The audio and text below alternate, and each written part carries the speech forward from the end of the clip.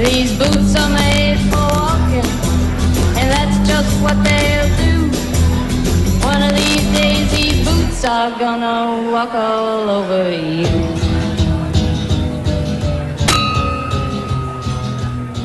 Could everyone please stand?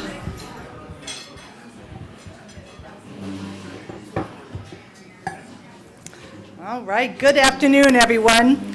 Welcome to the meeting of Rotary Club of Seattle, number 4, named for being the 4th oldest club in the world and also one of the largest. I'm Beth Knox, club president, and I would like to recognize that we are convening this meeting on the traditional land of the Coast Salish peoples. Now here at Seattle 4, we enjoy music, singing, and words of inspiration to kick off our meeting. Leading our music today is Linda Ruff, and accompanied by Ryan Bunbury.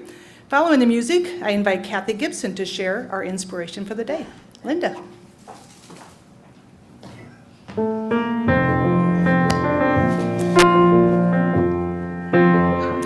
Well, Australian singer Helen Reddy said she heard a little small voice saying over and over in her head, "I am woman, I am strong, I am invincible," until she finally said, "They must be lyrics." And she wrote the song. And when she accepted the Grammy in 1972 for her iconic song, she said, "I thank my producer and I thank God because she can do anything." All right, everybody, this is everybody you know. But only guys on strong and invisible.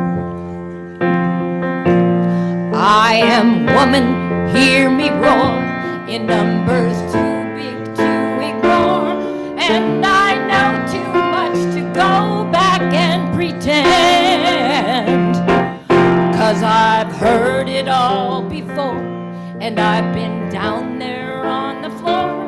No one's ever gonna keep me there again. Oh, yes, I am wise, but it's wisdom born of pain. And yes, I've paid the price, but look how much I've gained. If I have to, I can do anything. I am strong. I am invincible. I am woman. You can bend but never break me, 'cause it only serves to make me more determined to achieve my final goal. And I come back even stronger, not a novice any longer, 'cause you've deepened the conviction in my soul. Oh, yes, I am wise, but it's wisdom born of pain. Yes, I paid the price, but look how much I've gained. If I have to, I can do anything. I am strong. I am invincible. I am woman.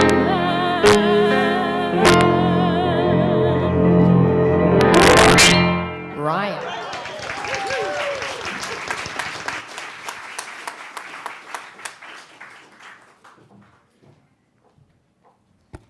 Please be seated.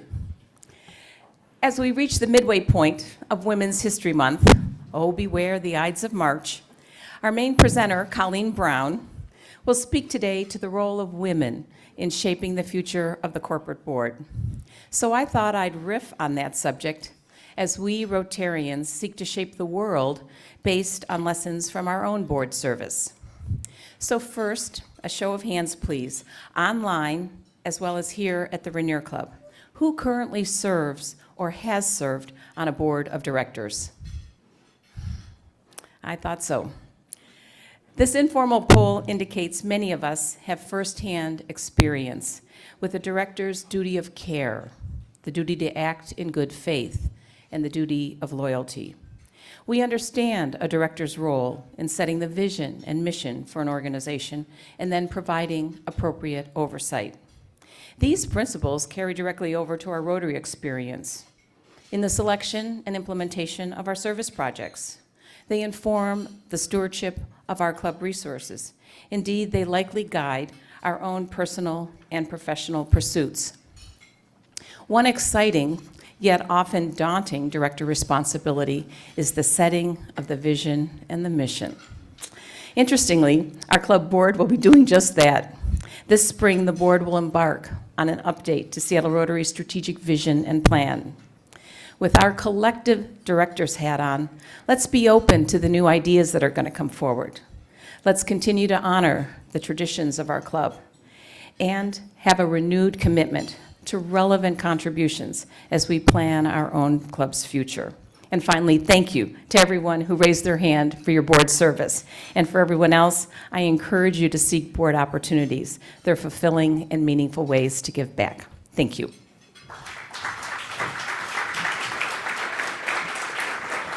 Thank you, Kathy. I appreciate those words of wisdom. And Linda and Ryan, there is not a better song for Women's History Month. That just kicked ass.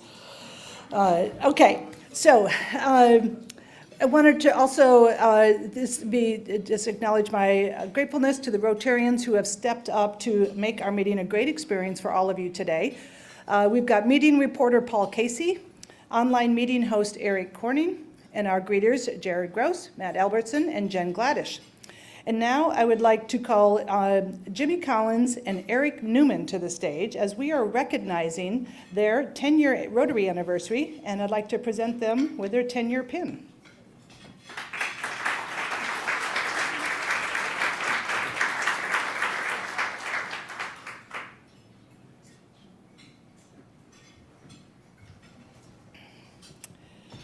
All right, here to introduce our short program today is your favorite and mine, Prince of Programs, Ken Grant.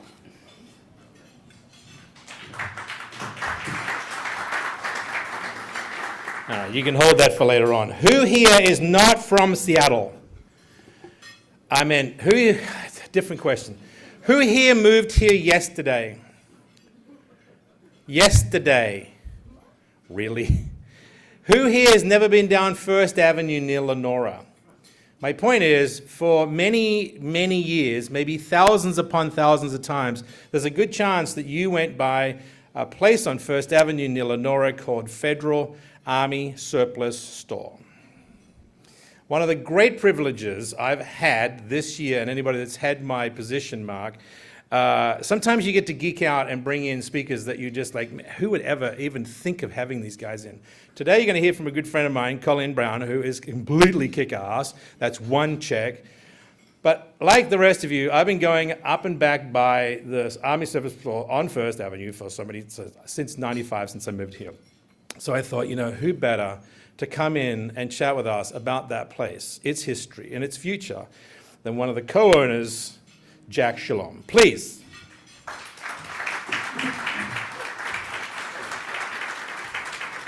Thank you. Thank you very much for having me here, Ken. I appreciate it, and thank you to the Rotary Club. I know I have 8 minutes, so I'll make it quick. Thank you for having me. Ken, when you sent over the itinerary, you also said that there's, please be aware that there's a early leavers table in back of the ballroom. So please don't take it personal if you see a few people departing midway through the program. I've been doing stand-up comedy for 15 or 20 years, so if people walk, that's a badge of honor for me. So that's nothing I have to worry about, so don't worry about it. Also, thank you for having me as the opener for someone with such a accomplished woman, such person as Colleen is, and that really sets a standard for me. So let me tell you a little bit about the background of our store, Federal Army Navy Surplus, and these clicks will go back and forth.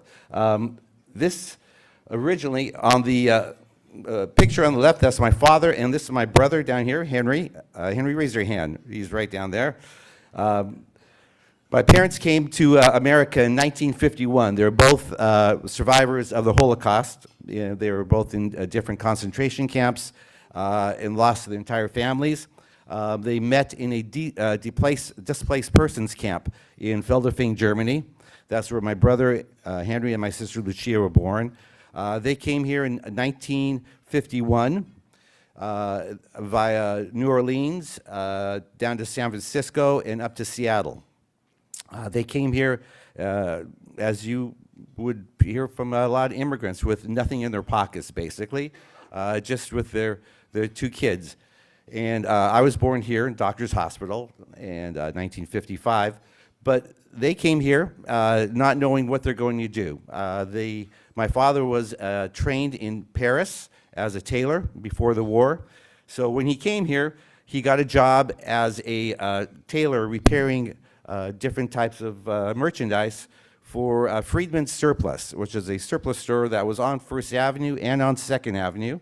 And while he was working there, people said that he said, "I'm going to own this business one time." And they laughed at him because you're an immigrant, you're not going to own nothing. Well, he worked hard with my mom, and in 1953, he opened up a small tailoring place in downtown Seattle, which, that's not my mom or dad, but that I know of, but 1010 Cleaners, which was located right next door to Warshall Sporting Goods. And the Warshall family helped them out. We wouldn't be here without the Warshalls. They did all the cleaning for them, for all the rentals, and they did all the repairs also. In 1955, the surplus store across the street from the 1010 Cleaners decided to retire.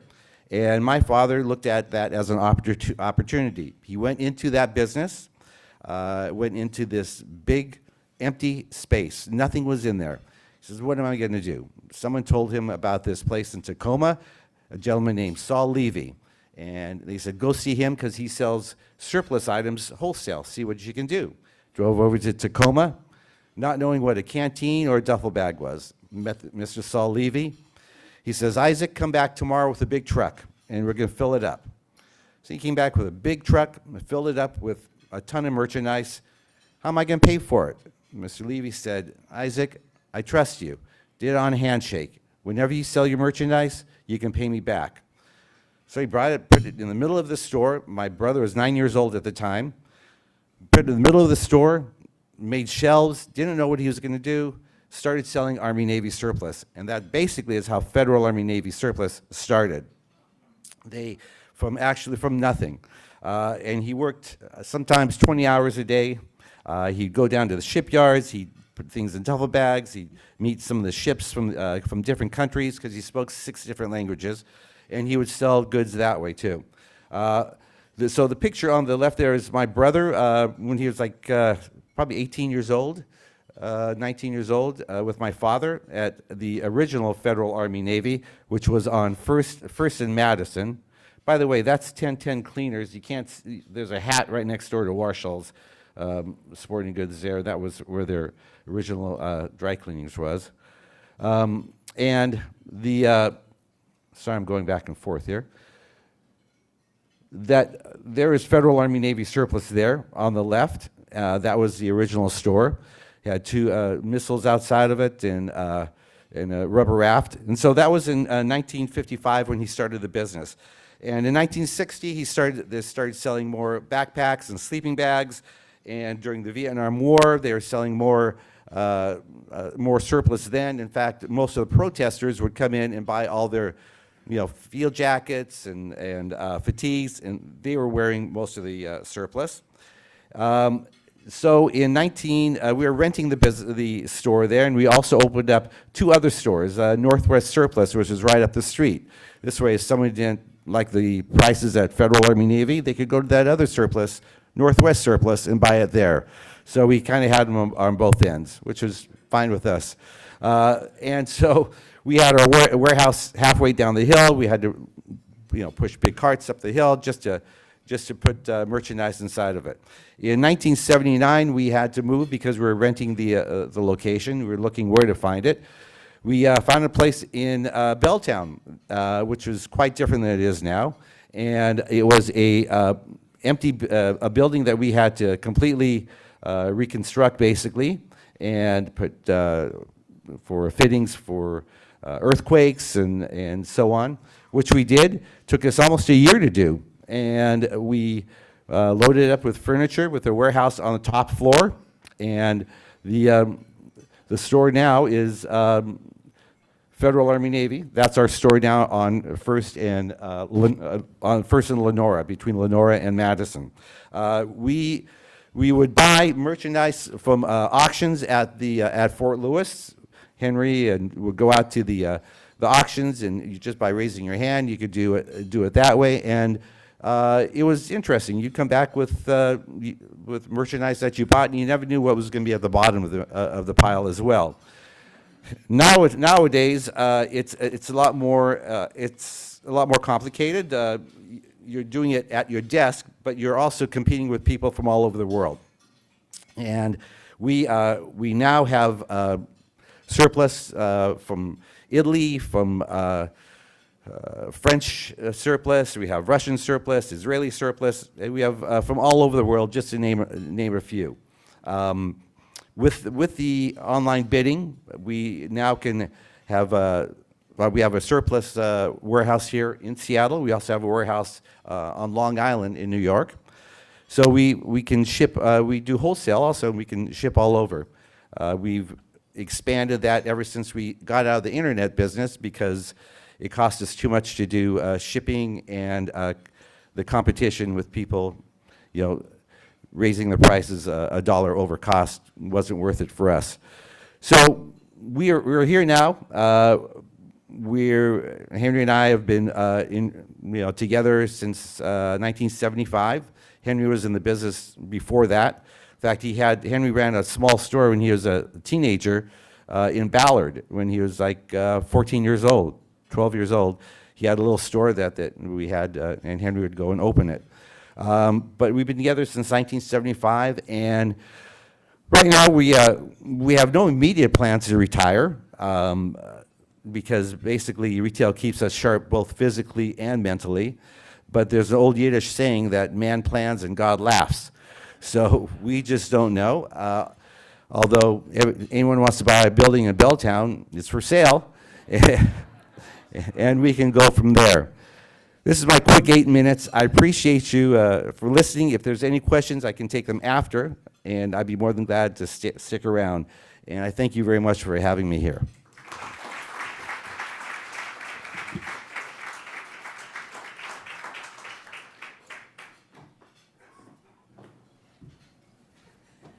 Thank you, Jack. I love hearing the history of places in Seattle.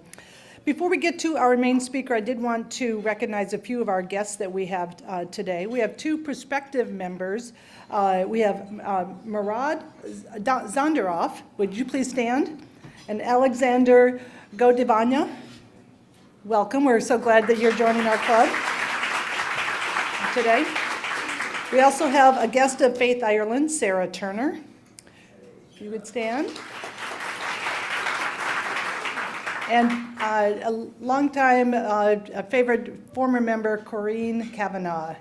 Corinne's here. Welcome. Corinne is now with the Puget Sound Passport Club. And we have Robin Mendelson, a potential member.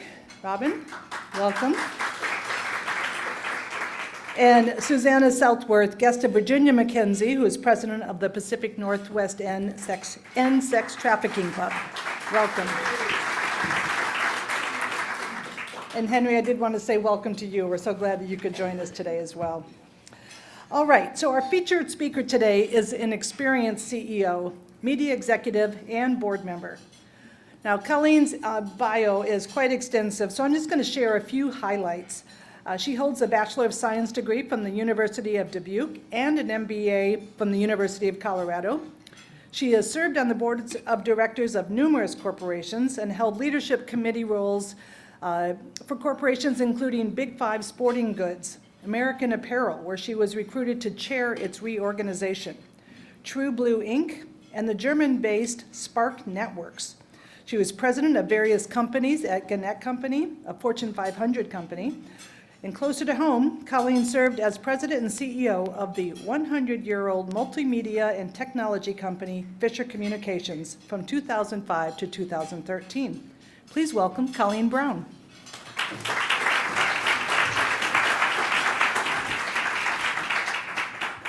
Well, thank you. It's great to be here. It's great to be back, actually. I was a Rotary member when I was here, and I had the great privilege of seeing John Bridge, wherever John is sitting. There's John, and I got to remind him, of course, I'm a Herb Ridge recruit. So Herb would sit outside of Fisher Plaza at the time and call me and say, I'm here to pick you up to go to Rotary. It's like, not today, Herb. Really, my hair's on fire. I'm waiting. So he got me involved, and honestly, it was Herb who got me involved in almost everything here in Seattle. I didn't expect to be as involved in the community as I ended up being, but it was all because of Herb, so I'm going to blame him. He was a wonderful mentor and a friend. The other thing I want to share with you, and I get kudos from Ken, I'm told, if I bring this up. So you know I serve on the Big Five Sporting Goods Company board. That board actually, that company actually was founded very similarly to Henry and your company. They started right after World War II. Mr. Miller, he came out of, I think he was an Army surplus guy, but he came out, and it was named Big Five for the 5 organizations that he was selling surplus for, and it's turned into Big Five Sporting Goods, no longer surplus, but our foundation is in surplus. So, and the Miller family still is controlling shareholders in that company, even though it's a public company. So pretty fun to sit back and hear their stories there in Los Angeles. Just a note, when I first started broadcasting, I was surrounded by men. I didn't know any differently. When I joined the Associated Press Board, I was surrounded by men. And those of you who don't know me, I have 6 brothers. I guess you'd call them men. So being surrounded by men was nothing new to me as I entered the work world. But what I did learn, and what I have learned through my career in media and in the corporate America, is together, where genders are balanced, we have much greater opportunity to succeed. We have ability to make decisions with a balance of gender in the room that we otherwise might not have made. And in general, I find that when you have a balance of gender in the boardroom, it's constructive to the degree of conversation that really starts picking apart what the decision's about.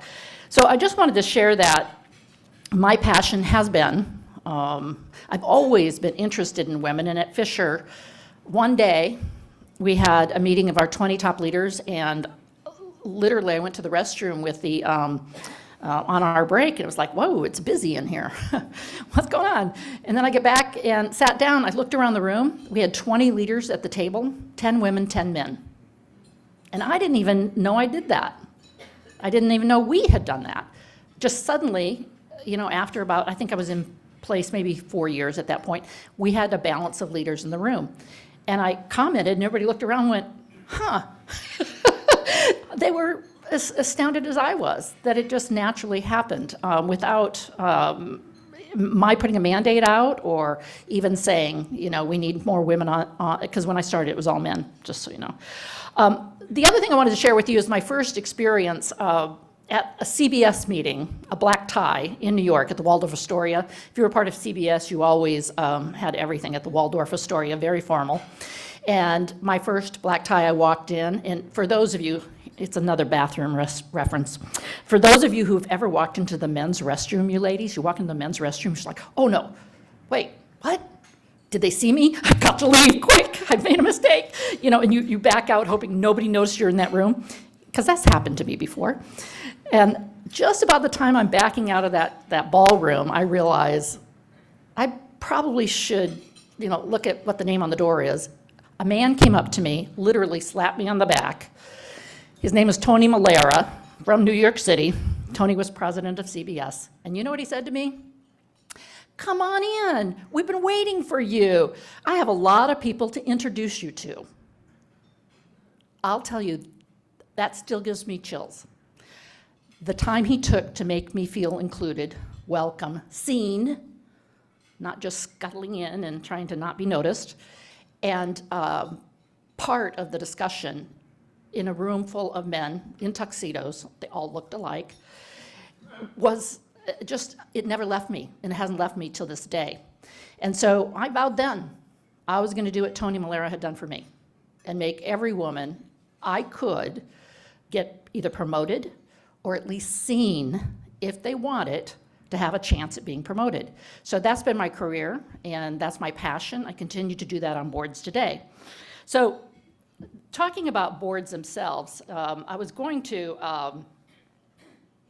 talk about the future of the corporate board and the impact women will have on it. And I realized I probably should set the table a little bit for you because you're not immersed in this like I am. So bear with me a little bit. We're going to talk through just a little, some statistics and a little background. There's not a lot of room up here. Can I move this precious bell? Okay, I'm going to do that.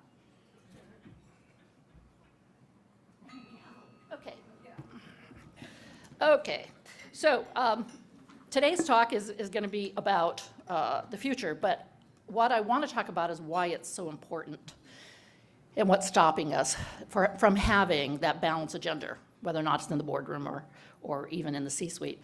And so with that, you all heard earlier, and you have all served on boards, what the mandate of a board is, and most of you have served on boards, either nonprofit or paid.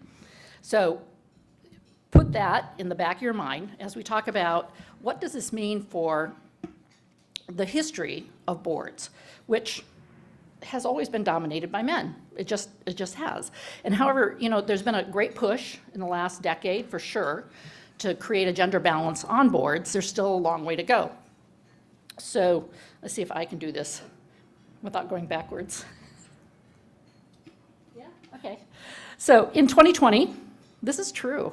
In 2020, there were more men named John or David sitting as CEOs of Fortune 500 companies than there were women on the board of Fortune 500 companies. That's just one of those little statistics that's just fun to think about. So there's been many approaches on what we should be doing to increase the number of women on boards. For example, I serve on a board in Germany, and Norway, France, Germany, and Spain have put in quotas. And they did that almost 20 years ago. And they put in 40% quotas. And today, they're at 40%. Now, a lot of us don't like quotas. Those of us who might be put on a board want to get there on merit. You know, we don't want to just fill a seat.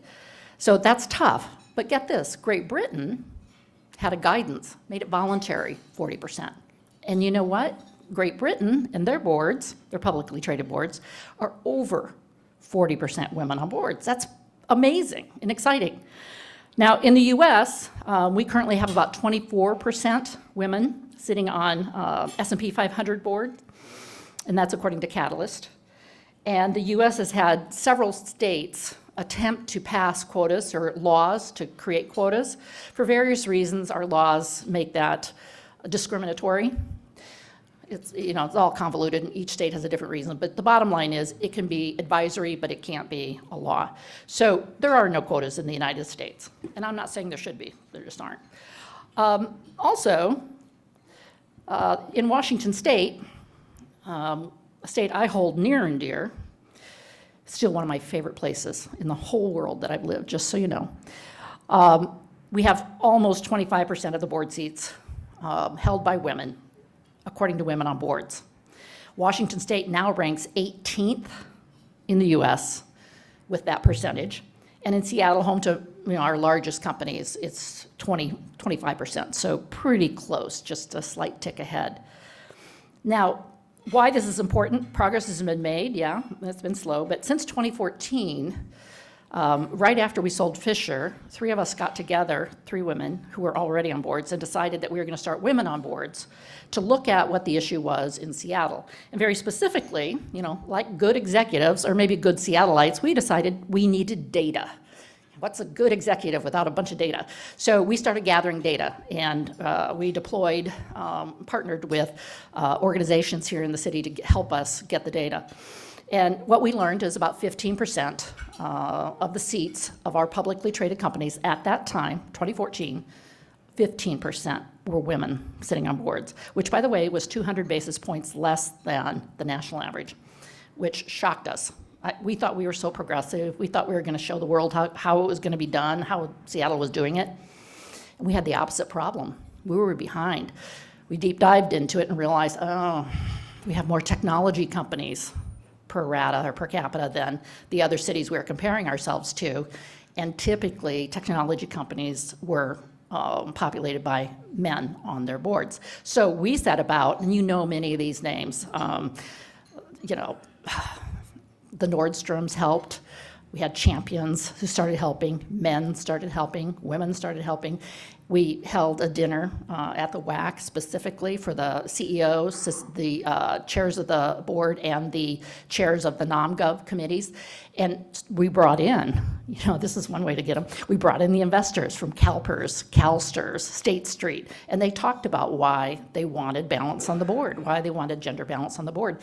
And little by little by little, we started making progress. And today, you know, where we ranked probably bottom, not quite bottom third, right about 2/3 down the stack, we're 18th. So huge progress. A lot of attention, just moving the needle by examining the data. So what we found is attention to the matter, being intentional made a difference, and we were able to encourage and set an example around the country. Most people don't realize this, on how you can move the needle and get more women on boards. Today, that program is run by Deloitte, Perkins Coie. I think Madrona's now in because of the tech side, and Spencer Stewart. And those folks took it over from the three of us because honestly, our pocketbooks weren't big enough to support it any longer. We needed help, and they stepped up. And the program continues today, and the whole purpose is qualified women, bringing them to light so boards who are interested see the women who could serve on their board. And it's been very successful. And some of you know Stuart Landefeld. He runs that program at Perkins Coie. So one thing that, just stopping, my husband's best friend is named Ross. We're talking best friends since diapers. True story. And they couldn't be more different. My husband's long and lean, tall, athletic, and Ross is sort of like the Hulk.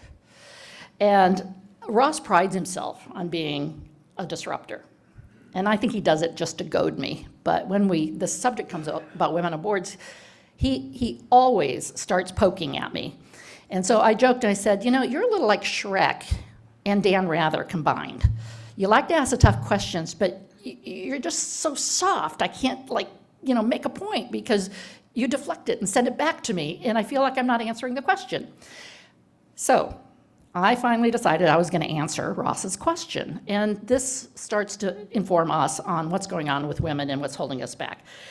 Anyway, what's holding us back? Okay, I'm probably supposed to move a slide again. So what's holding us back? These are just a few items. I don't know if they're right or wrong. I don't know if you agree with me or disagree with me. It's just something to start thinking about. This is from my perspective. But gender stereotypes. A lot of people have, you know, assume certain things. It can be about gender. It can be about age. It can be so many different things. But assuming that someone is less ambitious or less qualified or less able or even interested, compared to what the data shows us, is really harmful and is an unconscious bias. And I have to tell you this story. I was not with Fisher when this happened, but I was with another major broadcaster, and I reported directly to the CEO. And I had a deal I had to go make with United Airlines in Chicago. So I take off with my all-male team. We fly into Chicago. We get into the boardroom. And honest to goodness, I got the arm around the shoulder and said, the lounge is out here. You know, help yourself to some coffee. We'll be about an hour. And, you know, thanks. If you need anything, here's the, you know, the admin who can help. And my team is like, what? Oh, crud, because I'm the one presenting. So they're having a very hard time going and not wanting to embarrass the executives, right? So it's an awfully uncomfortable feeling when they made that assumption without really understanding the lay of the land. They didn't prep, they didn't think, and we got our deal, but it was uncomfortable for everyone. I kind of think it helped that they were so embarrassed, which I don't mind. Lack of role models is another thing that really sticks in women's brains when they're looking at companies and when they're looking at opportunities. Just not seeing somebody in a leadership role really puts a dampener on what they might think of for your company and whether or not they want to stick around. I remember seeing Katharine Graham. I met her probably 25 years ago now, and she was head of the Washington Post. And regardless of how she got there, some of you may know her husband committed suicide, and so she became an icon in media and in leadership. And I got to spend just a little bit of time with her, and certainly some time with her son Don. And I just saw myself.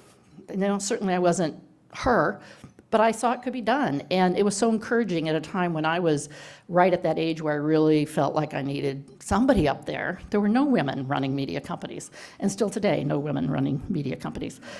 So something to keep in mind is role models. The other is a general resistance to change. The status quo is always hard to turn over. Anybody in a big corporation knows that. And I'm going to tell you the story. And if you've heard it before, I apologize. Some of my closer friends have heard it. But I was an executive president for a Fortune 500 company. CEO knew me. And one day the Wall Street Journal named me as somebody who might replace him. I got a call from him that morning. And here's what he said. I just want you to know it's never going to be a broadcaster, and by God, it's never going to be a woman that replaces me. And I'm like, oh, this is the big guy, What am I to think? How am I to react? And I was caught off guard. What do? I laugh, which made him mad. Excuse me. But that's what I do when I get, in those situations. I laugh and offend people. But anyway, got off the phone with him that day. I started planning my departure from that company. And I did it on my terms. It took almost a year and then landed head of a division for another company, which was just fine. And oh, by the way, I just want you to know, 20 years later, a woman finally did run that company, and a broadcaster did run that company.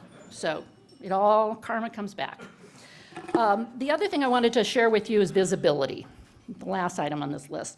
And, when we were doing the board work for Women on Boards, and we interviewed so many executives and so many boards, it really wasn't the pipeline, they started to realize.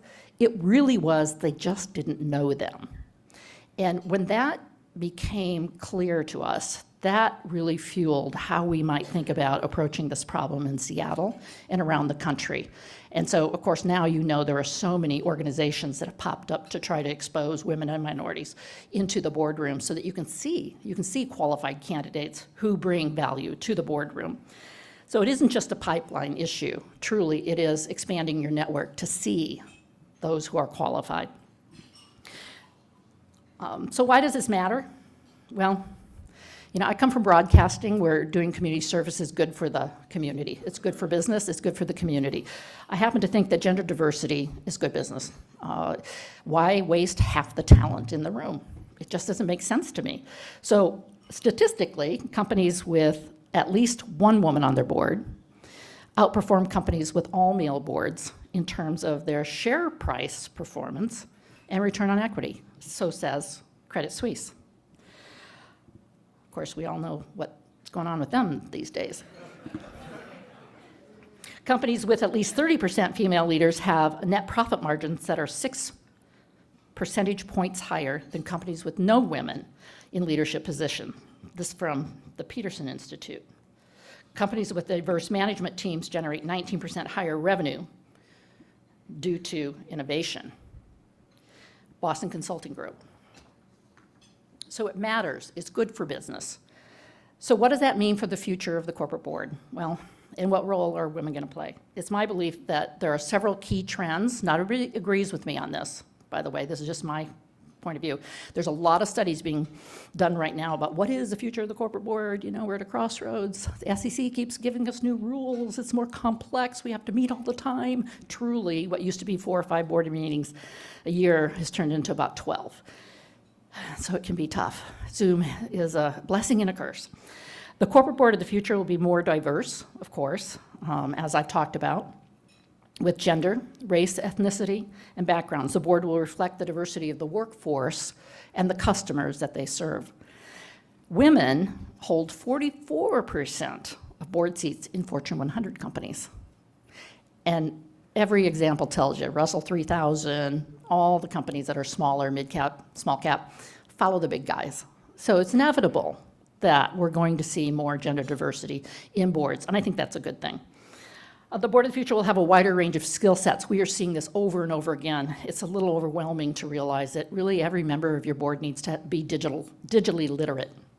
It isn't just have one who's literate. It is truly everybody will have to be digitally literate, as well as sustainability literate, or expertise, which fortunately the Seattle Northwest area has a lot of just ingrained interest in sustainability because of our natural resources and all the work we do with lumber and salmon, and I can go on, the bay, Elliott Bay. The other thing is that board members will be chosen not just because they'd be a good board member, but because boards are going after something specific. They've got a strategy and they want to do something specific. And I know of a very big board here that just recruited a very high-profile governor to do something very specific on their company, and it makes sense. Makes great sense. She's got that expertise. Oops. She's got that expertise, and she will be just invaluable to that company as they're trying to sort through this particular initiative. You're also going to see greater accountability. You're seeing that already.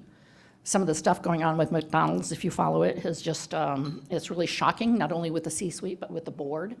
And if you have time, look that up, because it's the first time a CHRO is being allowed to be sued by a shareholder for basically not paying attention to bad behavior on the executive staff. Scary precedents. Doesn't mean it's not right, but it's still scary precedents. We're going to see, with all the rules that are coming down, much more pressure on accountability, including universal proxy access, where you have to include any adjutant or any investor who wants to put a wants to put a director, potential director on your proxy to be voted on, right next to, not in a separate proxy, one that they send out, but right next to the suite of directors that the company has recommended. Again, accountability is going to be high. Transparency, communication in general, performance, explanation of performance, being thorough on why you do things and disclosing that in the proxy. All very important as we move forward. And then the board of the future will be more collaborative. We're seeing that because of the complexity of what we're dealing with. The understanding of what we're trying to bring to our workforces, the understanding of the programs that we are rolling out, and the risk that we all have of unintended consequences when we put some kind of program in place and not even think about how it might affect or might come across as discriminatory. I also believe we're going to see more accessibility and engagement from the board with employees. So my favorite thing as a board member is to walk around and see and be a part of what they're doing. You know, actually see the manufacturing floor in process. A lot of CEOs don't like that. You know, there's a worry about what you might say, and you're a board member, you say it with an even bigger bullhorn than the CEO. So there's some work to be done on that and how we exercise our inclusivity mandate without overstepping the head in, fingers out mandate of board work. Then the board of the future, we're seeing this on all the boards I'm on. Everyone's talking about continuous learning. There's just so much to keep up with. Lately it's certainly how could we apply chat GPT in our workforce. Is management thinking about that? What happens if we do roll out robotics? How does that impact the workforce? What's the timing? What's the risk? I got to tour the Anderson window plant in tiny little town outside of Minneapolis on the river, St. Croix River, and I can't think of the name of that town, but wow, what a plant. It was humongous. And they're telling me all about their robotics plant in Arizona and how they don't have any employees there. And it was like, I'm looking around, looking at all these employees. What's that mean for this plant? It was pretty, I mean, it was impressive. So anyway, a lot more about continuous learning at the board level. And then the board of the future will be more agile and responsive. You know, what happened over the weekend with Silicon Valley Bank is a great example of, I bet every board that had technology or any kind of, I know my technology company, Spark Networks, it was a long weekend when all of our payroll money was sitting in that bank and running through scenarios of how we were going to make payroll, and who was going to cover what and where what, you know, just the logistics is just crazy. Anyway, being agile and responsive, more and more you're going to see boards required to do that and collaborate to try to fix it, which enables or lengthens the reach of management. And then the last is the business world is so rapidly changing, and innovation and the willingness to take risk is so important. Disrupt yourself or be disrupted. That's really the mandate. So always trying to determine how to disrupt yourself is key.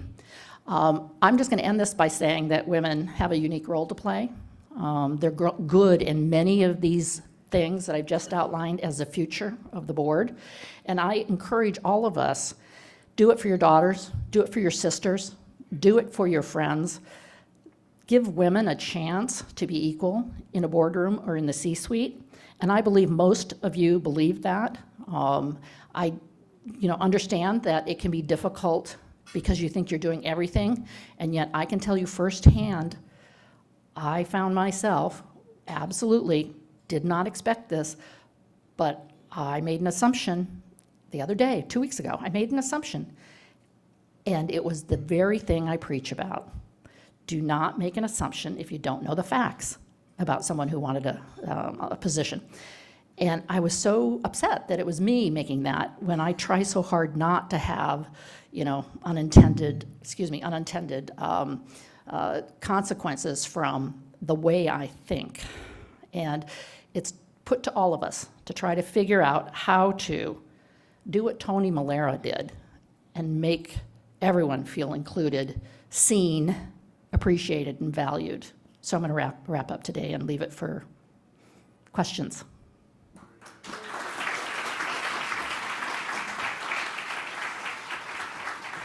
Question from Heather Fitzpatrick. Do you want to stand up? Yep. Okay.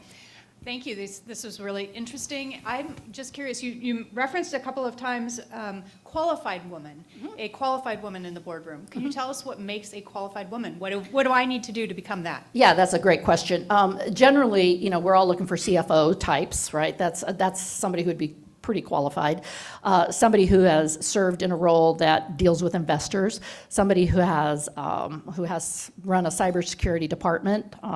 Just every list you might need that provides that skill set you're needing in the boardroom, and every board is different. Those are qualified women.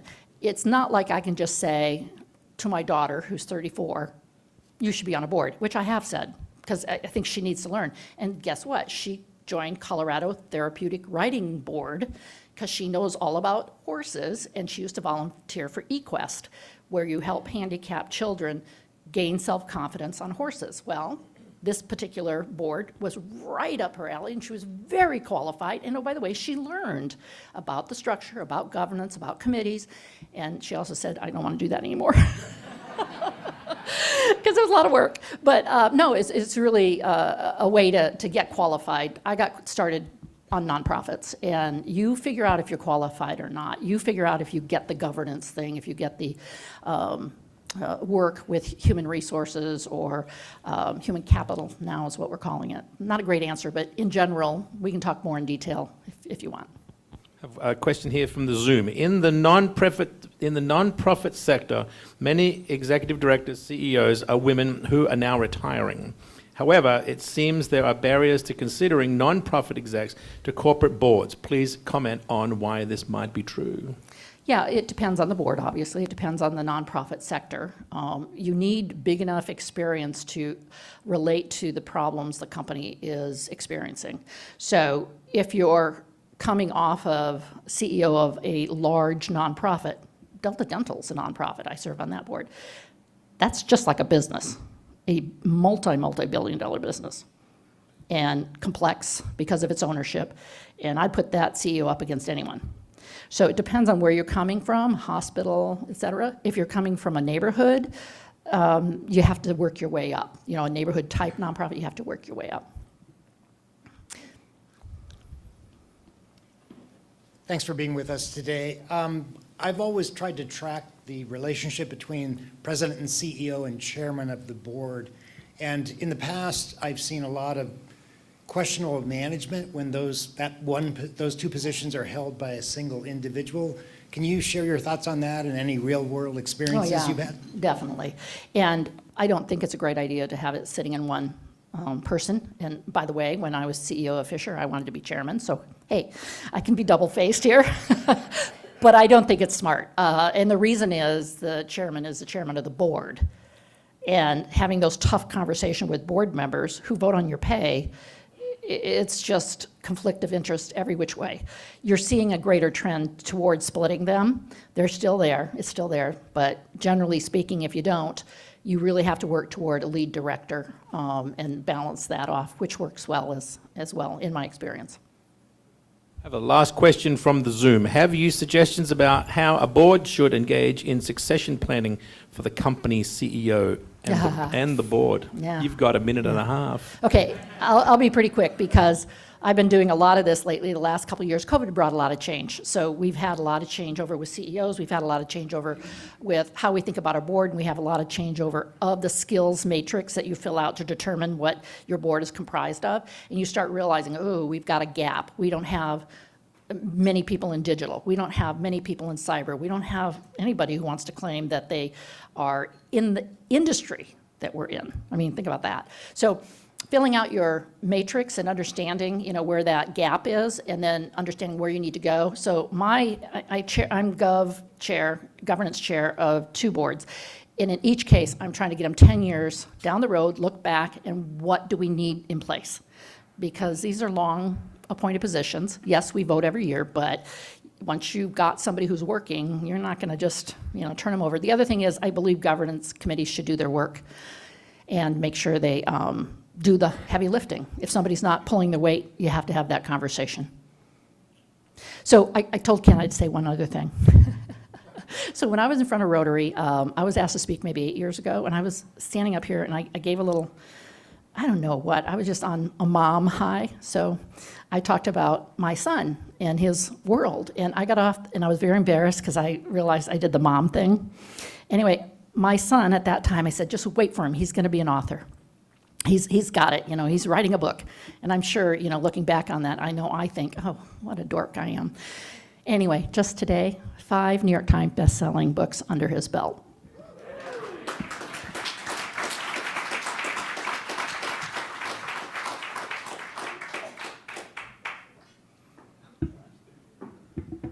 Got it? Yeah.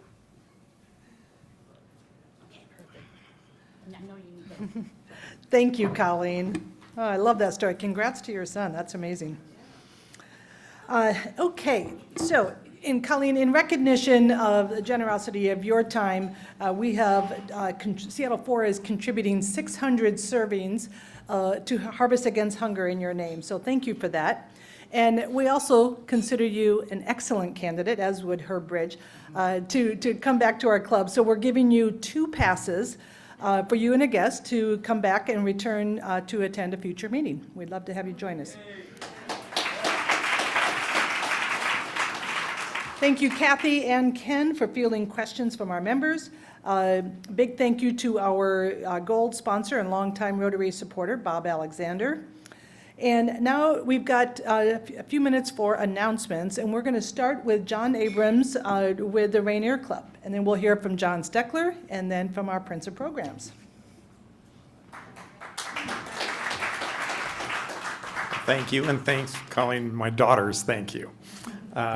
Well, I'm John Adams. You probably know me as a 20-plus year number 4 member, and I gave the economic forecast last year for the club. But today I'm here as a director of the Rainier Club board. So do you know what Trish Bostrom, Carl Agee, Gary Drobnak, Bill Felt, and dozens of other Rotary 4 members have in common? Thank you. Softball lob there. Thank you, Bill Center. So many of you have thought about joining the Rainier Club, but you may not have been invited. You know it's a private club, private invitation. Well, now I want you to consider yourself invited. The club is dynamic. It's growing. Over 60% of the club is under 40, women, people of color, and there is quite a lot of other diversity in the club. For instance, what I do on a regular basis is, I'll lead hikes for the outdoor group, or I'll take my wife to the black tie dinner that happens in May, which is probably the finest bash in Seattle. So what about the club? Why now? Well, the board of directors authorized me to extend this invitation directly to you. There's a 45-day period where members and board members can invite people to join, and they get a $1,000 discount on their application. So it drops from $3,500 to $2,500. The other thing I can tell you, and that's 45 days. That's the rest of this month in April.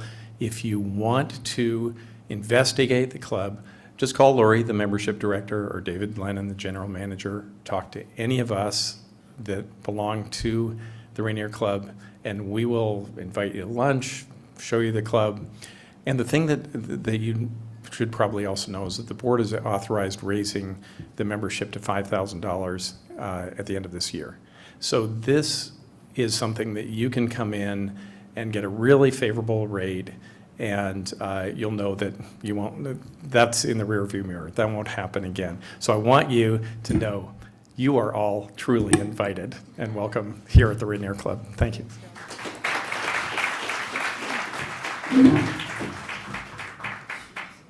I think those stairs are on wheels, man. Wow. Hello, Rotarians. How are you today? Well, we are trying a couple things different.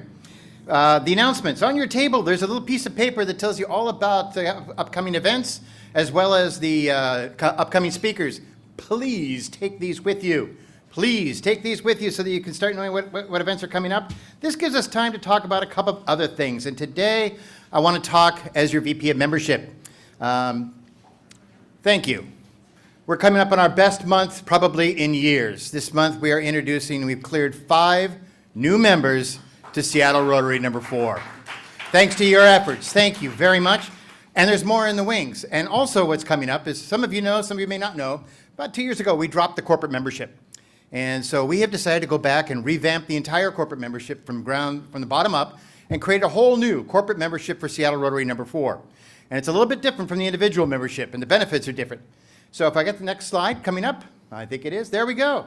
Here are the benefits, and these are, oh, look at that, there's also on the table too, and a little piece of paper so you can take it with you when you go. But let me talk about these little corporate membership, these benefits, and why we designed them the way we did. Number 1, we have the ability for one corporate member to be designated on the card. If they want a second card, we can do that as well. But typically, we must have at least one contact person at the corporate membership. The great news about the new corporate membership, the benefits include they can have 2 people at every lunch meeting at no additional charge. It's covered under their membership.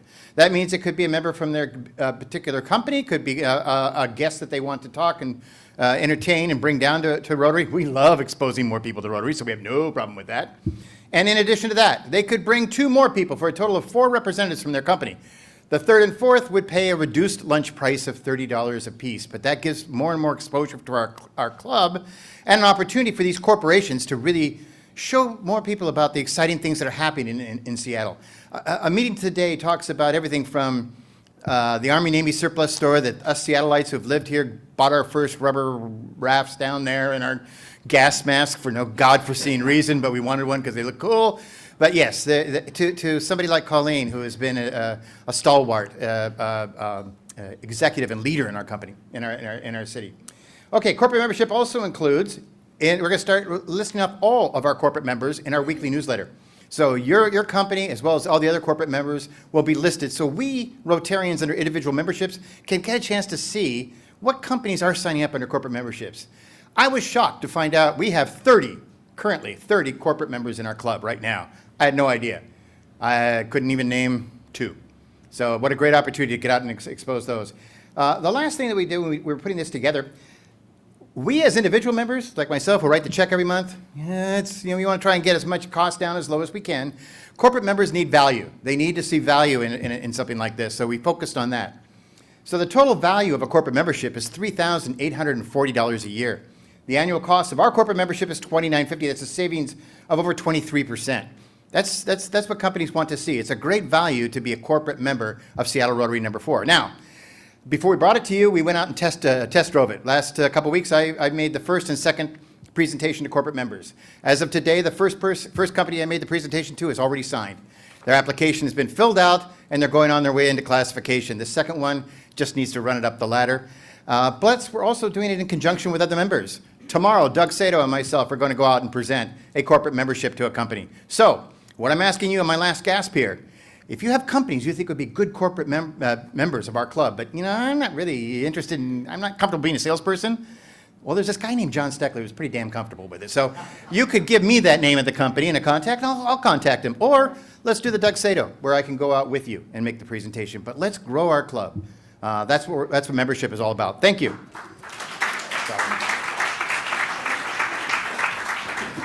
All right, Ken, we're going to just turn to your sheets of paper on the table instead of having Ken come up here. So we've got some great programs coming up. All right, I'm going to make my final comments really quick here to get you out as soon as we can. For those of you who don't know, my day job is running the Seattle Sports Commission. I'd like to leave you with a few sports highlight for the week. Olympian Michaela Schifrin just keeps notching up victories. She broke the record for alpine skiing World Cup wins on Saturday, notching her 87th victory. Here at home, we had a mixed bag of wins and losses. The Sounders lost their first road game, and the Kraken's 5-game win streak was broken last Saturday at Dallas. Then Dallas came back here to Climate Pledge Arena, and they beat the Kraken at home. But the Sea Dragons, they won their second home game at Lumen Field after a touchdown late in the fourth quarter in front of 15,000 fans. And I have to say, much more exciting is women's basketball. University of Washington will host San Francisco this Thursday at Alaska Airlines Arena in the Women's National Invitation Tournament. Now, Washington State Cougars received the number 5 seed in the NCAA tournament, the best in their team history. They'll face number 12 Florida Gulf Coast this Saturday in the first round in Philadelphia. And a reminder that Seattle will be hosting the Super Regionals, or the Sweet 16 and Elite 8, March 24th through 27th at Climate Pledge Arena. And I'm going to leave you with a brief story. Seattle Pacific University senior Vanessa Anatai said a lot of people doubted her when she decided to return to college track and field last year, 2 years after becoming a mom to her son Josiah. Last Sunday, Vanessa claimed the national title after winning the women's 800-meter race at the NCAA Division II Indoor Track and Field Championships. She said, "I think a lot of people didn't think that was going to be possible. After having a baby, it seemed unrealistic. It seemed crazy. So being back was already shocking, I think, to a lot of people. Then at SPU, I didn't just get back, I got back better." Indeed you did, Vanessa. Meeting adjourned.